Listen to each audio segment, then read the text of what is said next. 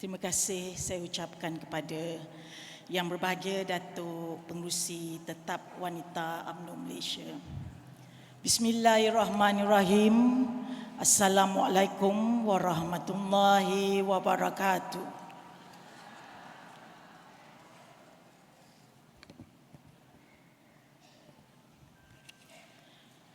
Yang Berbahagia Datuk Sharifah Aminah Said Muhammad selaku Pengerusi Tetap Wanita UMNO Malaysia, Yang Berbahagia Datuk Dr. Aziza Johor selaku Timbalan Pengerusi Tetap Wanita UMNO Malaysia, Yang Berbahagia Datuk Nolizah Abdul Rahim selaku Naib Ketua Wanita UMNO Malaysia, Yang Berhormat Datuk Hajar Rosni Soha selaku Setiausaha Wanita UMNO Malaysia, Yang Berbahagia Datin Maizatul Akmam Alawi selaku Bendahari Wanita UMNO Malaysia, Yang Berbahagia Datuk Haja Nur Syidah Ibrahim selaku Ketua Penerangan Wanita UMNO Malaysia,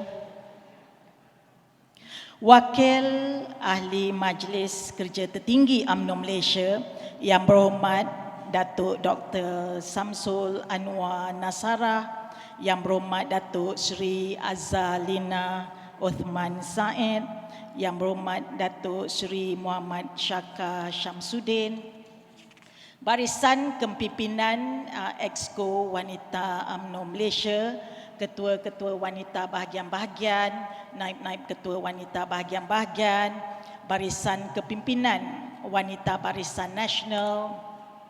Terima kasih di atas kehadiran Puan Wong Yu Fong selaku Ketua Wanita MCA Kebangsaan, Puan Zainun Kayum selaku Ketua Wanita PPRS, Kepimpinan Friends of Wanita Barisan Nasional, Puan Mumtaz Muhammad Ismail selaku Ketua Wanita KIMA, Puan T. Kumuta selaku Ketua Wanita Makal Sakti Negeri Sembilan yang mewakili Ketua Wanita, semua jemputan-jemputan khas, wakil media massa, sidang perwakilan wanita yang saya hormati sekalian.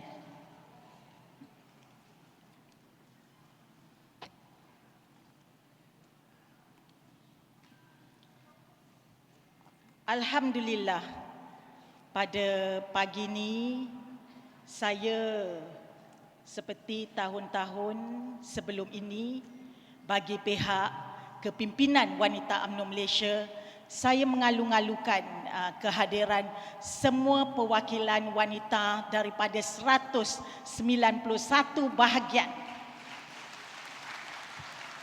yang mewakili 20,370 cawangan wanita UMNO, juga mewakili suara dari sekecil-kecil jawatan di peringkat akar umbi bermula dari cawangan, bahagian hingga ke negeri seterusnya ke pimpinan pusat yang datang daripada seluruh negara.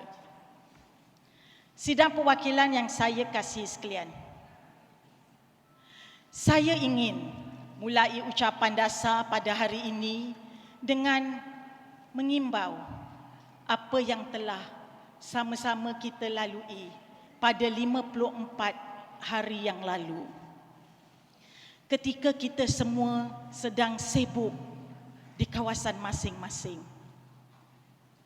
Masa itu adalah sehari sebelum tarikh mengundi, iaitu hari terakhir kita semua keluar berkempen.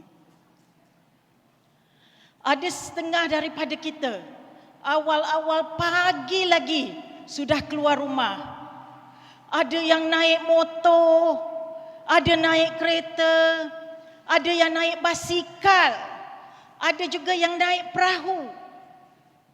Kita keluar merayu undi dan cuba untuk memujuk pengundi putih kita untuk keluar mengundi hari keesokannya. Saya masih ingat kita sama-sama keluar dengan penuh semangat yang membara, dengan harapan yang cukup besar, besar menggunung agar kemenangan menjadi milik Barisan Nasional. Malamnya pula, makan tak kenyang, mandi tak basah, tidur tak lena. Kerana apa? Kerana kita memikirkan gerak kerja JR dan bagaimana nak pastikan pengundi keluar mengundi besoknya ni. Kita semua hanya fikirkan bagaimana nak menangkan parti. Hingga kan keluarga dan rumah tangga pun dah jadi nombor 2 dah ketika itu. Demi parti ini, jiwa dan raga kita serahkan. Dan kita buat sehabis baik untuk memenangkan parti kita pada hari pilihan raya. Namun begitu, pada 19 November, keputusan PRU 15 ibarat kaca jatuh terhempas. Apa yang kita harapkan tidak menjadi kenyataan.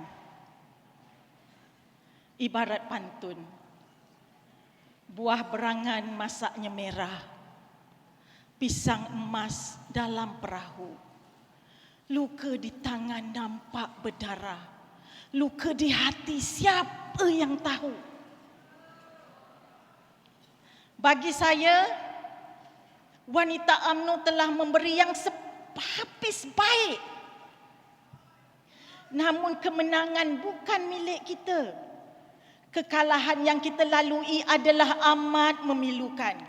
Ramai di antara kita yang masih dalam kesedihan,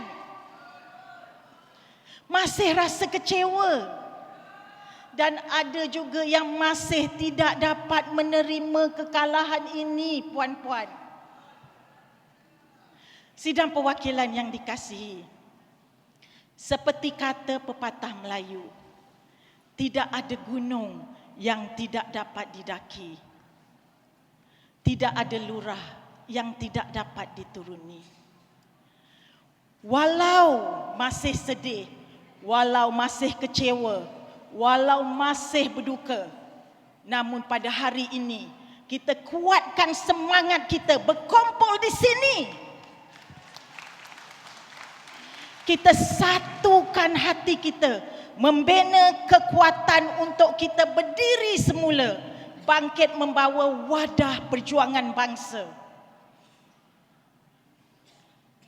Perhimpunan Agung Wanita UMNO tahun 2022 ini merupakan perhimpunan kita yang sangat berbeza daripada perhimpunan-perhimpunan yang pernah kita lalui sebelum ini. Kita berhimpun dalam keadaan dan suasana yang bercampur-campur. Ada rasa marah, ada rasa kecewa, dan yang lebih perit lagi, rasa sakit dikhianati. Namun, masih ada sisa-sisa kesetiaan yang menebal dalam setiap jiwa perwakilan hingga kita masih mampu bersama-sama di dalam dewan ini, puan-puan. Para perwakilan yang saya kasih sekalian, suka atau tidak, kita harus menerima hakikat bahawa kita hanya menang 30 kerusi saja di Dewan Rakyat.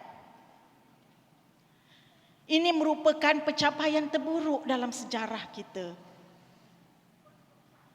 Kita perlu terima hakikat bahawa rakyat tidak lagi melihat UMNO dan Barisan Nasional sebagai satu wadah atau favourite party yang perlu diberikan mandat dan sokongan untuk memimpin negara kita.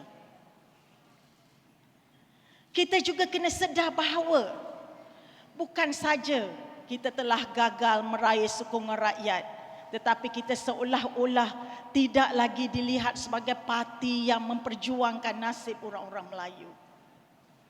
Realiti ini amat sukar untuk saya lafazkan, tapi inilah hakikat yang perlu kita sedar, kita terima dan kita insafi.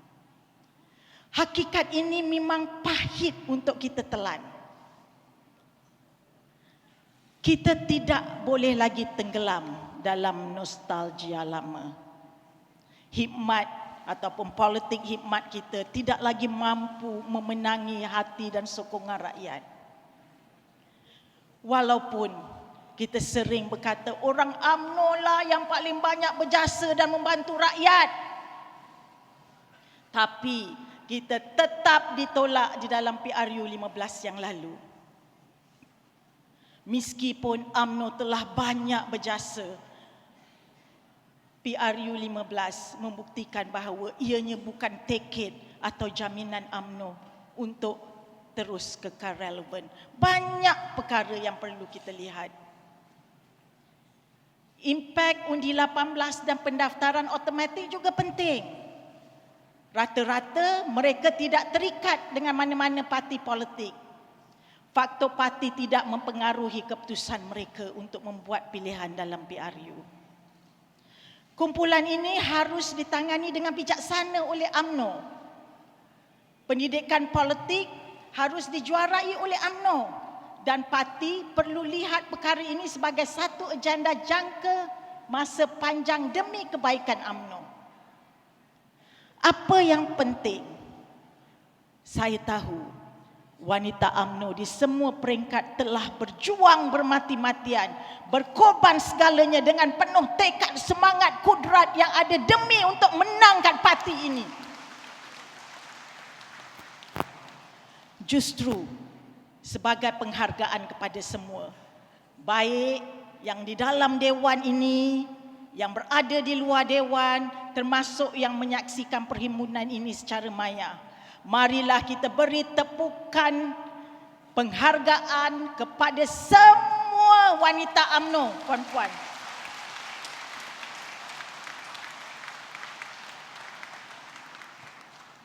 Rakan-rakan seperjuangan sekalian, dinamika politik negara selepas PRU 15 nampaknya tidak jauh berbeza dengan keadaan sebelum ini. Keputusan PRU 15 menyaksikan tiada mana-mana parti dari kelompok yang menang, berjaya untuk membentuk kerajaan secara bersendirian. Walau bagaimanapun, keputusan PRU 15 juga menyaksikan tiada parti politik yang berjaya mendapat majoriti mudah untuk membentuk kerajaan. Menjunjung titah Seri Paduka Baginda Yang di-Pertuan Agong demi mengukuhkan kestabilan politik negara, maka Barisan Nasional akur untuk terlibat sama dalam menubuhkan sebuah kerajaan di peringkat persekutuan yang disebut sebagai kerajaan perpaduan. Meskipun UMNO dan Barisan Nasional menjadi sebahagian daripada kerajaan, puan-puan, UMNO khususnya perlu kekal mendasari inti parti perjuangannya, tapi dengan strategi dan pendekatan yang berbeza.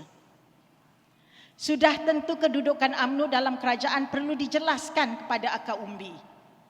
Dalam hubungan ini, wanita UMNO ingin mengucapkan setinggi-tinggi syabas kepada Yang Amat Berhormat Datuk Seri Utama Dr. Ahmad Zahid Hamidi, Presiden UMNO, di atas pelantikan sebagai Timbalan Perdana Menteri Malaysia.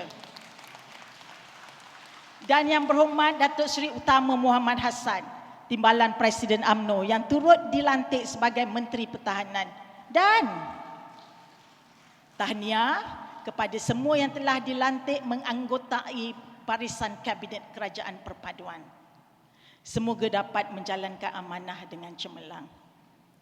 Saya juga bagi pihak wanita UMNO ingin menzahirkan ucapan syabas kepada dua orang lagi ahli Dewan Rakyat Wanita.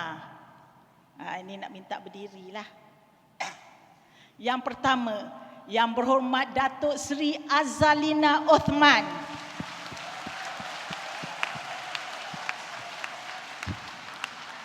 Menteri di Jabatan Perdana Menteri in charge of Undang-Undang dan Reformasi Institusi. Dan Yang Berhormat Datuk Siti Aminah Acing, Timbalan Menteri Peladangan dan Komuniti. Selain daripada itu, tahniah juga diucapkan kepada Ahli Dewan Undangan Negeri Wanita, Yang Berhormat Datuk Sabaria Saidan, Exco Kerajaan Negeri Pahang, minta bangun. Yang berhormat Puan Salbia Muhammad, Exco Kerajaan Negeri Perak.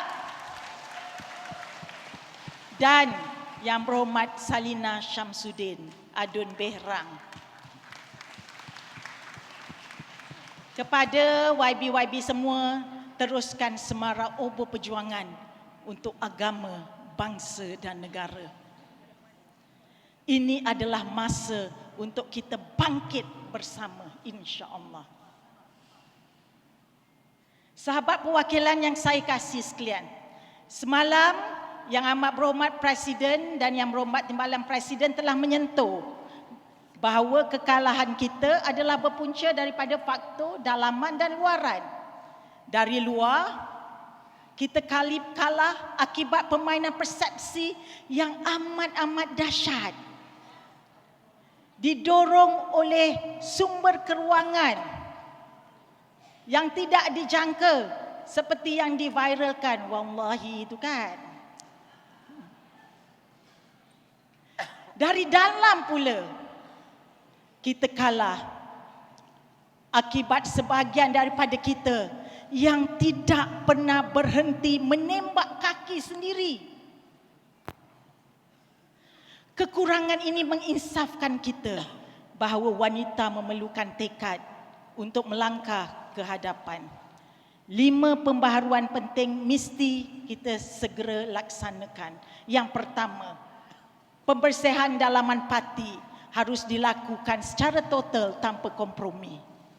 Kedua, gerakan yang berstrategi harus diterapkan kepada wanita dengan memberi didikan dan kefahaman politik yang matang. Maka UMNO wajib untuk menyegerakan penubuhan Akademi Kepimpinan Wanita. Ketiga, penguasaan media sosial kita perlu lebih visible, efektif dan prominent melalui penubuhan unit media digital di setiap bahagian. Keempat, skuad sayang perlu dilihat lebih jelas sebagai ejen penghubung kepada masyarakat dengan mewujudkan agenda kesukarelawan. Dan yang kelima, peranan dan gerak kerja JR diperkemas seiring dengan perkembangan teknologi dan budaya setempat dan semasa. Selain daripada kelima-lima tadi, untuk kita come back stronger, kembali bangkit dan pulih, kita perlu revamp pendekatan, gerak kerja dan plan tindakan kita untuk memastikan keberkesanan serta kesesuaiannya dengan perubahan zaman. Para perwakilan yang saya kasih sekalian, perpaduan ialah kunci kemenangan. Islam mendidik umatnya agar sentiasa berpadu dan bersepadu. Kisah Perang Uhud boleh kita jadikan ibrah. Sebelum tercetusnya perang, Rasulullah telah memberikan arahan yang jelas supaya 50 orang pemanah tidak sesekali meninggalkan kawasan puncak Bukit Uhud. Kumpulan pemanah yang dipimpin Abdullah bin Jubair, iaitu senjata rahsia yang digarap Rasulullah dalam usaha menggempur kekuatan pasukan musuh. Senjata rahsia itu pada peringkat awalnya menunjukkan keberkesanan yang jitu. Walau bagaimanapun, akibat kecuaian dan ingkar kepada pesanan Rasulullah, 40 orang daripada kumpulan pemanah telah turun ke kawasan lembah bukit bagi merebut harta tinggalan tentera musuh. Ini seterusnya menjadi antara punca kepada kekalahan tentera Islam ketika itu. Peristiwa ini wajar kita jadikan pengajaran. Seampuh mana pun strategi yang diatur, kepatuhan dan kesetiaan kepada ketua di saat kita berperang sangat penting. Kita hanya perlu ada satu nahoda melayakan bahtera. Justru dalam konteks masa kini, demi perpaduan dan kestabilan parti, ahli parti perlu sentiasa patuh, taat dan setia kepada kepimpinan. Sesungguhnya wanita amat menghargai kesetiaan, kerana kesetiaan itu adalah kekayaan jiwa yang tiada taranya. Ikrar wanita UMNO seperti disulam dalam pantun Melayu. Kain semuta bercorak rumi, merah bata warna dipersembah. Sekalipun halilintar membelah bumi, kesetiaan wanita pada parti takkan berubah. Sahabat-sahabat perwakilan sekalian, proses pemulihan parti dan Barisan Nasional perlu dilakukan mulai sekarang, minit ini, saat ini dan ketika ini, bagi memastikan kedua-dua kembali bangkit. Keputusan PRU 15 wajar kita jadikan iktibar untuk menilai kelemahan, memperbaiki dan merancang strategi yang lebih berkesan. Seterusnya kembali bangkit bagi meraih kepercayaan rakyat untuk menghadapi PRN di beberapa negeri kelak. Kita perlu bersatu hati dalam usaha untuk membina negara bangsa yang lebih utuh dan mapan.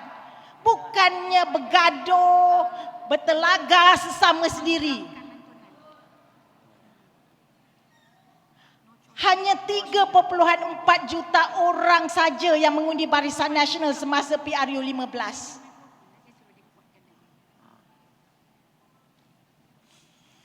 Oleh yang demikian, kita perlu perbanyakkan lagi pendekatan bagi menyantuni golongan pengundi muda, kerana mereka akan menjadi lebih separuh daripada komposisi pengundi keseluruhan pada pilihan raya yang akan datang. Kita juga perlu mengambil langkah untuk memperbaiki imej parti supaya lebih diterima rakyat. Politik hikmat saja tidak lagi boleh menjamin kemenangan kepada calon yang bertanding. Kita faham, kita masih lagi penat. Lenguh kaki ini masih lagi terasa. Tapi pilihan raya di 6 negeri sudah semakin hampir dan dianya akan dilaksanakan dalam masa yang terdekat. Suka atau tidak, kita semua kena tetap bersedia untuk memastikan kemenangan parti kita. Yang amat berhormat Presiden pun telah membuat keputusan untuk menggunakan logo Dacheng dalam PRN yang akan datang. Segala pengiraan, strategi, telaan, ikhtiar yang kita rencanakan di dalam perhimpunan ini mungkin tak sempat untuk kita laksanakan sepenuhnya menjelang PRN nanti. Sama ada berlaku serentak di ke-6 negeri atau berasingan menjadi teka-teki. Sama ada dipanggil dalam beberapa minggu atau sehingga bulan Mei masih lagi menjadi persoalan. Walau apapun, kita tidak boleh sesekali alpa atau menyerah kalah.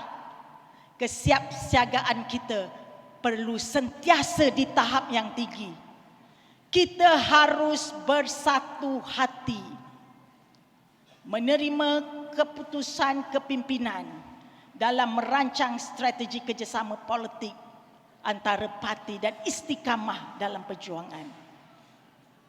Melihat kepada apa yang berlaku dalam parti ini dan situasi politik semasa, sudah tiba masanya untuk kita bersama-sama dengan kepimpinan yang ada bangkit bersama memulihkan kekuatan parti dan keyakinan rakyat, membawa UMNO kembali ke landas perjuangan yang hakiki. Justru alangkah eloknya kalau jawatan presiden dan timbalan presiden tidak dipertandingkan. Berikanlah mereka ruang dan sokongan untuk memulih dan memperkasakan UMNO demi survival politik parti ini dan negara. Sahabat-sahabat semua sekalian, insafilah, menang atau kalah itu lumrah perjuangan. Adat orang berjuang, biarpun kita kalah, tapi jangan sesekali kita mengalah. Apatah lagi mudah menyerah. harta tergamak berpaling tadah. Bagai dititip oleh tokoh pejuang wanita Nusantara, Raden Ajeng Kartini. Jangan pernah menyerah jika kita masih ingin mencuba. Jangan biarkan penyesalan datang kerana kita selangkah lagi untuk menang. Dalam keadaan sekarang, bukan mudah untuk kita semua yang masih lagi merasa sedih, kecewa. Jangan. Itu fitrah. Kerana kita benar-benar sayangkan parti. Tiada siapa boleh halang. Namun kita perlu mengingati kembali iktikad asal mengapa kita berada di dalam parti ini. Saya percaya setiap seorang daripada kita semua ada iktikad yang tersendiri mengapa kita membawa obor perjuangan parti. Iktikad inilah yang membulatkan tekad kita semua untuk terus cekal mengibarkan bendera parti, untuk menyanyikan lagu UMNO Saban Minggu, untuk terus berhadapan dengan tomahan dan cacian tanpa rasa jemu, tanpa rasa jerih, tanpa rasa lelah.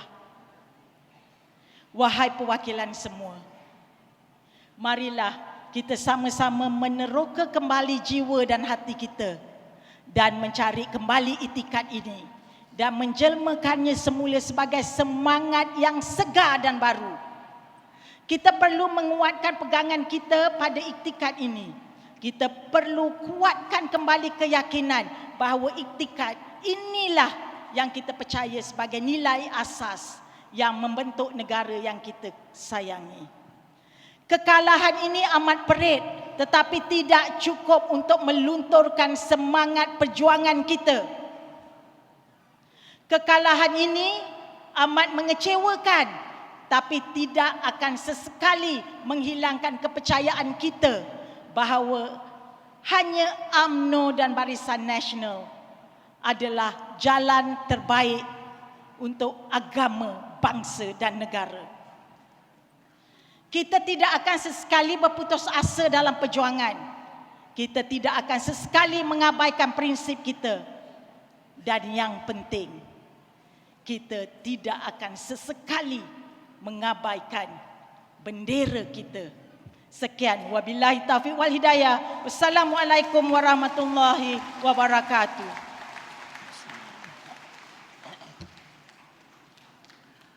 Waalaikumsalam warahmatullahi taala wabarakatuh.